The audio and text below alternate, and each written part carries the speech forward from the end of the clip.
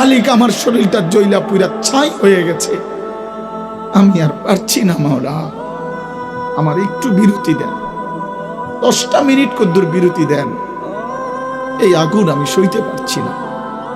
আল্লাহ তাআলা বলবেন লা ইউফাত্তারু আনহুম, না নাফরমান, 1 সেকেন্ডের বিরতি মিলবে না। অহুম ফীহি মুবলিসুন, আল্লাহ বলে জাহান্নামী চিরদিন অনন্তকাল মলিন চেহারা, বিমর্ষ চেহারা নিয়েই পড়ে থাকবে, কোনদিন তার মুখে হাসি ফুটবে না। ওমা যালামনাহুম ওয়ালাকিন কানু হুমুজ জালিমিন, আল্লাহ তখন বলবে নাফরমান জাহান্নামী, আমি তো তোমার উপরে জুলুম করি নাই বান্দা, তুমি তো নিজেই নিজের উপরে জুলুম করেছিলে। আমি জুলুম করি নাই, আমি যতগুলো হুকুম করেছি, যতগুলো নিষেধ করেছি বান্দা, প্রতিটা হুকুম পালন করার যোগ্যতাও আমি শরীরে দিয়েছি। তুমি যদি রুকু করতে না পারতা আমি বলতাম না, তুমি যদি সেজদা করতে না পারতা তাইলে আমি হুকুম করতাম না। আমি তো গাছকে বলি নাই সেজদা করতে, তোমারে বলছি। আমি তো মাছকে বলি নাই সেজদা করতে, তোমাকে বলেছি, কারণ তোমাকে তো যোগ্যতাও দিয়েছি। ইন্না হাদাইনাহুস সাবিলা, আল্লাহ বলেন আমি তো বুঝাইবার জন্য আমার পক্ষ থেকে প্রতিনিধিও পাঠিয়েছি, আমি তো বুঝবার জন্য আসমানি কিতাবও দিয়েছি, নবীও দিলাম, রাসূলও দিলাম, উলামায়ে কেরামকেও দিলাম, কিতাবও দিলাম, শরীরেও মানার যোগ্যতা দিলাম, তাইলে কেন পারলা না বান্দা? নামাজ পড়ার যোগ্যতাও আছে, বুঝাইয়া বলার লোকও আছে, বুঝবার মতো কিতাবও আছে, কেন পড়লেন না বলেন? আপনারা যে কেউ যদি সিদ্ধান্ত নেন 2 রাকাত নামাজ পড়বেন, তাহলে আপনাদের শরীরে পড়ার যোগ্যতা আছে কিনা? আপনারা যদি সিদ্ধান্ত নেন কিভাবে পড়ব, তো এই কথা বুঝাইয়া বলার জন্য কোনো আলেম আছে কিনা? যদি বলেন কোরআন থেকে কইলেন, তো এটা দেখানোর মতো কিতাব আছে কিনা? তো কি সমস্যার কারণে পারলেন না? বন্ধু বলেন, প্রিয় ভাই বলো, আমার নওজোয়ান সন্তানরা বলো, ভাইয়া কি কারণে পারলা না? তারে একবারও সেজদা দিলেন না। এই নাফরমান, তুই এত বড় গাদ্দার কেমনে হইলি বেটা? বেনামাজির চাইতে বড় গাদ্দার আর কে হইতে পারে? বেনামাজির চাইতে বেয়াদব, অসভ্য আর কি? বেনামাজি অসভ্য, অসভ্য বেনামাজি শয়তান, যার কপালে সেজদা নাই ওই শয়তান, শয়তান, শয়তান, ওইটা শয়তান। আমি বললাম, আল্লাহর কোরআন বলছে ইবলিস তুই সেজদা দিলি না, আজকের থেকে তুই শয়তান। ইবলিস রে এর আগে শয়তান বলতো না, বলতো না, আজকের থেকে শয়তান, আজকের থেকে রাজিম, ফখরুজ ফাইন্নাকা রাজিম। আল্লাহ বলছে বের হ বেঈমান, কেন সেজদা দিলি না? ফাইন্নাকা রাজিম, আজকের থেকে ইবলিস তুই অভিশপ্ত। এজন্য বেনামাজি অভিশপ্ত, বেনামাজি শয়তান। ওয়া ইন্না আলাইকাল লানাতা ইলা ইয়াউমিদ্দিন, আল্লাহ বলছে ইবলিস তুই আমারে সেজদা দিলি না, তো মনে রাখিস আজকের থেকে নিয়ে ইসরাফিলের ফু পর্যন্ত, কিয়ামত পর্যন্ত তোর উপরে আমি আল্লাহর লানত। এটাই তো তরজমা নাকি? কিয়ামত পর্যন্ত তুই নাম বেঈমানের উপরে আমি আল্লাহর লানত। এই জন্য বেনামাজি মনে রাখো, এই যুবক তোমরা যারা নামাজ পড়ো না, তোর উপরে আল্লাহর লানত, আল্লাহর লানত, তোর খোদার গজব তোর উপরে, মনে রাখিস। বলে না আমি ভাত খাই, ভাত কাচ্চা কাচ্চা হয়, এটা কোনো অবাক কিছু না। আপনি ভাত কতটি খান আর ঘুম যান আর পেশাব পায়খানা করেন আর লজ্জাস্থানের চাহিদা পূরণ করেন, এরই নাম যদি জীবন হতো, তাই জানোয়ারের সাথে তফাৎ কি? বলেন না কেন? জন্তু জানোয়ারের সাথে আমাদের জিন্দেগির তফাৎ কোথায় ভাইয়া? কি ব্যস্ততায় পড়ে গেলেন এই বাবারা, বন্ধুরা আমার, কি ব্যস্ততায় মালিককে সেজদা দিতে পারলেন না? মা সালাকাকুম ফি সাকার ক্বালু লাম নাকু মিনাল মুসাল্লিন। আল্লাহর ফেরেশতা জাহান্নামীকে বলবে, হে জাহান্নামী বেঈমান, কে তোকে জাহান্নামে কেন নিয়ে আসলো? কেন আসলি জাহান্নামে? বন্ধু আমার, শুনো বন্ধু, আল্লাহর কোরআনে আল্লাহ বলেন, জাহান্নামী বলবে ক্বালু লাম নাকু মিনাল মুসাল্লিন, ফেরেশতা ভাইয়া, কারণ আমি নামাজি ছিলাম না, এজন্য জাহান্নামী হলাম। ওয়াইলুন ইয়াওমাইদিল লিল মুকাদ্দিবিন ওয়া ইযা কিলা লাহুমুর কাউ লা ইয়ারকাউন। আল্লাহ বলে, সমস্ত মিথ্যাবাদী নাফরমান পাপী, সেদিন মনে রেখো হাসরের ময়দানে তোমাদের জন্য জাহান্নাম। যদি বলেন কেন, আল্লাহ বলেন ওয়া ইযা কিলা লাহুমুর কাউ লা ইয়ারকাউন। বারবার ১৫০০ বছরে এই কোরআনের প্রতি অক্ষর নিয়া আপনজন দুশ্মন, ইমানদার নাফরমান, বেঈমান, হিন্দু, বৌদ্ধ, ইহুদি, খ্রিস্টান, নাস্তিক, মুরতাদ, বুদ্ধিজীবী, গবেষক, পণ্ডিত, দার্শনিক, বিজ্ঞানী, সবাই কাফের বেঈমানরাও যুগে যুগে এই কোরআনের প্রতিটা অক্ষর নিয়ে পরীক্ষা করছে, পর্যালোচনা করছে, বিশ্লেষণ করছে, কিন্তু একটি নোক্তা অক্ষর ভুল, মিথ্যা, অসত্য, অযৌক্তিক, অবাস্তব, অপ্রাসঙ্গিক আজকের এই মিনিটে প্রমাণ করতে পারে না। যদি সন্দিহান হইতো তত প্রমাণ হয়ে যাইতো যে এই সমস্ত তথ্য উপাত্তের আলোকে প্রমাণিত হলো কোরআনের এই আয়াতটি ভুল। সেটা কোনটা? এমন হইছে? কথা বলে না কেন? বলো জেনারেল শিক্ষিত ছেলেরা, তোমরা বলো ভাইয়া, পদার্থবিজ্ঞান, জীববিজ্ঞানের কোন তথ্যের আলোকে কোরআনের কোন তথ্য ভুল? রসায়ন বিজ্ঞান, উদ্ভিদ বিজ্ঞান সহ যাবতীয় বিজ্ঞানের কোন সূত্র মতে কোরআনের কোন শব্দ ভুল হয়েছে, কোন তথ্য ভুল হয়েছে? হয়েছে বাবা? তো তাইলে কবর ভুল হবে কেন? আখেরাত ভুল হবে কেন? জান্নাত ভুল হবে কেন? হাসরের মাঠ ভুল হবে কেন? ইসরাফিলের ফু মিথ্যা হবে কেন? এই পৃথিবী যে ধ্বংস হবে এই কথা মিথ্যা হবে কেন? মিথ্যা হবে কেন? যদি মিথ্যা হতোই তো আল্লাহ তাআলার দুনিয়াবি কথাগুলো তো ভুল হইতো, সেগুলো তো ভুল হয় না।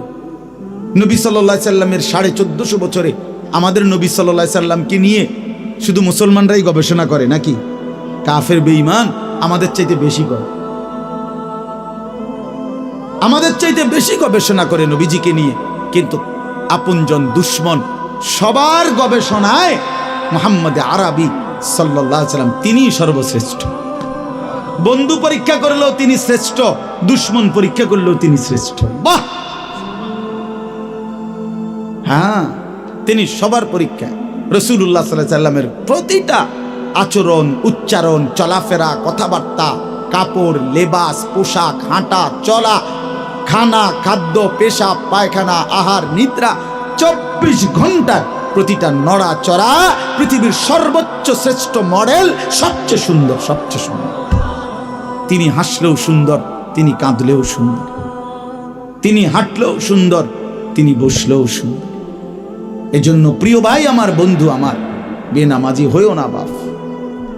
মাঝ বয়সী যারা, আপনাদেরকেও বলি, একটা চা দোকান নামাজ পড়তে দেয় না, একটা সিএনজি নামাজ পড়তে দেয় না, একটা অটো রিক্সা নামাজ পড়তে দেয় না, একটা বুটমুড়ির দোকান নামাজ পড়তে দেয় না, সামান্য কুদ্দুর ক্ষেতের ফসল নামাজ পড়তে দেয় না। ১২,০০০, ১৪,০০০, ২০,০০০ টাকার একটা চাকরি, এটা আপনাকে এক ওয়াক্ত নামাজ পড়তে দেয় না। হায় হায় বদনসিব! কয় টাকার বিনিময়ে আল্লাহকে ভুলে গেলে? ২০,০০০ টাকার বিনিময়ে। একটা দোকানে কয় হাজার টাকা বেতন হলো, এই ৩০,০০০, ৪০,০০০ টাকার বেচা কিনার বিনিময়ে আল্লাহকে ছেড়ে দিলেন। যুবক ভাই, তোমরা এই ১২, ১৪, ২০,০০০ টাকার একটা মোবাইলের কাছে আল্লাহকে ছেড়ে দিলা। মাত্র ২০,০০০ টাকায় তুমি ইমানদার বিক্রি হয়ে গেলা। ছি ছি ছি! মোমেন তো এত কম দামে বেচা হয় না, এত অল্প দামে তো বেচা হবার কথা না ভাই। মাত্র একটা 15-20 হাজার টাকা দামের মোবাইলের কাছে তো বিক্রি হয়ে গেল। নিজের ইমান, নিজের ইসলাম, নিজের আখিরাত, আল্লাহর সাথে সম্পর্ক, রসুলের সাথে সম্পর্ক, ধর্মের সম্পর্ক, কোরআনের সম্পর্ক সব ছেড়ে দিলা, সব ভুলে গেলা। তুমি চেনো না আল্লাহ কি, রসুল কি, আখিরাত কি। তুমি চিনছো শুধু মোবাইল, নারী, ছবি, নর্তকী, জিনা, ব্যভিচার, অসভ্য দৃশ্য, বন্ধুদের আড্ডা। না ভাই, এত কম দামে ইমানদার বিক্রি হয়, মুমিন এত অল্প দামে বিক্রি হয়। হ্যাঁ, 54 বছরের যেই জালেম স্বৈর শাসক বাপ পুতে মিলে, সিরিয়ার ওই জালেম স্বৈর শাসক ফ্যাসিস্ট, যে 54 বছর ধরে হাজারো লক্ষ মুসলমানের রক্তে জমিন ভাসাইছিল, কারাগারের অন্ধকার প্রকোষ্ঠে আটকায় রাখছিল, মুসলমান ইমানদারের রক্তের আহাজারিতে আল্লাহর জমিন কাঁপতেছিল। ওই সিরিয়াতে এই যে কয়দিন, মাত্র 2 দিন হলো, 8ই ডিসেম্বর 24 বছরের জুলুমের শাসন থেকে পলাইয়া সিরিয়ার প্রেসিডেন্ট বাশার আল আসাদ ভাগছে, পলাইছে। শুনছেন আপনারা? পলাইছে, নতুন উইকেট পড়ছে, যে শুনছেন? এই যে 8ই ডিসেম্বর আরেকটা উইকেট পড়ছে। প্রথম উইকেট পড়ছে 5ই আগস্ট, দ্বিতীয় উইকেট পড়ছে 8ই ডিসেম্বর। 2024 উইকেট পড়ার বছর, 2024 উইকেট পড়ার বছর। এবছর বোলিং ভালো হয়েছে, এবছর উইকেট পড়তেছে। 2 উইকেট পড়ে গেছে, আগামী উইকেট নেতানিয়াহু ইনশাআল্লাহ। ইসরায়েলের ওই কুত্তাও হেরে যাবে ইনশাআল্লাহ। ইসরায়েলের ওই বেঈমান নেতানিয়াহু অয় ভাগবে, অয় পালাবে ইনশাআল্লাহ, কোনো সন্দেহ নাই। ফিলিস্তিনের বিজয় হবে ইনশাআল্লাহ, ফিলিস্তিনের বিজয়। আর ওই যে 130 কোটির ধমক দেখায় যে বেটা, ওই মোদি, ওরাও হেরে যাবে ইনশাআল্লাহ, ওরাও হেরে যাবে। ওখান থেকে আলুর ধমক দে, আলু, পেঁয়াজ, বেটা মন্ডা কয় আটটা গিয়ে কন্যাই কথা কস বেটা, পেঁয়াজের ধমক দেশ বেটা। হ্যাঁ, পেঁয়াজ, আমগো পেঁয়াজ বন্ধ করে দিবে, আমরা আলু বন্ধ করে দিবে। হইতে ইন্ডিয়া থেকে আমগো আলু বন্ধ, পেঁয়াজ বন্ধ। পেঁয়াজ তার আব্বার। হ্যাঁ, পেঁয়াজ কি মোদির আব্বার? বলো যুবক, তার বাপের পেঁয়াজ বেটা। তো তাইলে তুই বন্ধ করবি কি বেটা? তোদের পেঁয়াজ বন্ধ করবি কেন? তোদেরকে পেঁয়াজ, রসুন, আদা, চাল, ডাল, ভাত, মাছ খাওয়াই যিনি, 24 ঘন্টা তোদেরকে বাঁচায় রাখছে যিনি, তিনি তো আমার আল্লাহ বেটা, আমার আল্লাহ, আমার আল্লাহ। ওই বেঈমান, তোর কি বেঈমান? তুই তো মূর্তি ছাড়া তোর কিচ্ছু নাই বেটা। ওই মালিক তো আমার মালিক, আমি ওই মালিকের সেজদা করি, আমার মালিক তোকে খাওয়ায় বেটা। আল্লাহ রিজিক দেয় ওদেরকে, ওরা আম করে ধমক দেয়, ওরা আমাদেরকে ধমক দেয়। যত ধমকই দাও, মনে রাখো যুবক, তোমাদের কাছেও বলি, এই ইসলাম আমাদের কাছে আমানত। আমরা সাফ কথা, 110 কোটি 130 কোটি বেঈমান আমরা ভয় পাই না। আমরা কোনো সংখ্যা গণি না, ওদেরকে আমরা গণা তো ধরি না। আমাদের একজন, আমাদের শুধু একজন, আগেও একজন, এখনো একজন, আগামী দিনেও একজন, তিনি আল্লাহ। বলো ভাই কে? আর তিনি আকবার, তিনি সবচেয়ে বড়, সবচেয়ে বড়, তিনি বড়, একজনই বড় আমাদের, আল্লাহু আকবার। বলো ভাই, সবাই বলো, জোরসে বলো ভাই, আল্লাহু আকবার, আল্লাহু আকবার, আল্লাহু আকবার। বলো বলো, আওয়াজ করে বলো, বলো বলো। বেঈমান শুনুক, কাঁটা তারের বেড়ার থেকে শুনুক বেঈমান। বড় স্লোগান দাও, আল্লাহ বড়, আল্লাহু আকবার, আল্লাহু আকবার, আল্লাহু আকবার। আল্লাহই বড়, আল্লাহই বড়, আল্লাহই বড়। 110 কোটিকে আমরা হিসাব করি না। ইনশাআল্লাহ এই বাংলাদেশের ইমানদার মুসলমান আমরা কলিজার খুন দিয়ে হলো মাতৃভূমির প্রতি ইঞ্চি জমিন আমরা হেফাজত করবো ইনশাআল্লাহ, ইনশাআল্লাহ। সোজা কথা, কোনো সন্দেহ নাই, এতে কোনো সন্দেহ নাই। আমার মতো 2, 4, 10, 50 হাজারের রক্তে জমিন হয়তো ভাসবে, কিন্তু এদেশেও ইনশাআল্লাহ কালেমার পতাকা উঠবে ইনশাআল্লাহ। হ্যাঁ, এদেশে হিন্দু থাকবে, কোনো অসুবিধা নাই। আমরা কোনো সময় আমরা তাদের উপরে জুলুম করি নাই, কিন্তু জবাই যুবক মনে রাখো, এ কথার উপরে প্রতিবাদ করতেই হবে। যে ইসকনের গুন্ডারা সন্ত্রাসীরা এই দেশে থাকতে পারবে না। ইসকন সন্ত্রাসী, ইসকন গুন্ডা, গুন্ডা হিন্দু গুন্ডা, হিন্দু সন্ত্রাসী। অতএব ইসকনের অন্তর্ভুক্ত কোনো হিন্দু সন্ত্রাসী গুন্ডা এদেশে থাকতে পারবে না। এদেশে সাধারণ হিন্দুরা থাকুক, কোনো আপত্তি নাই। আমরা কোনোদিন তাদের উপরে কোনো জুলুম করি নাই, কেউ করে নাই, কেউ করে নাই, কেউ করে নাই। 5ই আগস্টের পরে ওদের মন্দির আমাদের মুসলমানের সন্তানরা পাহারা দিছে, আর বিনিময়ে তার প্রতিদানে বেঈমান আমাদের মুসলমান শহীদ অ্যাডভোকেট সাইফুল ইসলাম আলিফকে জবাই করে দিয়েছে। এই ছিল বিনিময়, এই ছিল প্রতিদান। তোমরা যুবক ফিরে আসো ভাইয়া, আগামীর সম্ভাবনা ভাই আমার, এটা মনে রাখো ভাইয়া, আগামীর সম্ভাবনা নিশ্চিত ইসলামের। সারা বাংলাদেশ হিসাব ধরো না, সারা পৃথিবী মিলাইয়া ধরো। বাংলাদেশ সারা পৃথিবী সহ ভাবো, সারা পৃথিবীতে ইনশাআল্লাহ মজলুমের বিজয়, সারা পৃথিবীতে ইমানদারের বিজয় হচ্ছে এবং হবে ইনশাআল্লাহ, হবে। আগামীর সময়টা মাহাদি এবং দাজ্জালের লড়াই হবে ইনশাআল্লাহ। ঈমান এবং কুফরের জিহাদ হবে ইনশাআল্লাহ। সেই জিহাদে, সেই যুদ্ধে ইসলামের জন্য জান বাজি রাখতে নওজোয়ান রেডি থাকতে হবে ইনশাআল্লাহ। আল্লাহ তাআলা প্রতিটা যুবককে কবুল করে নেন।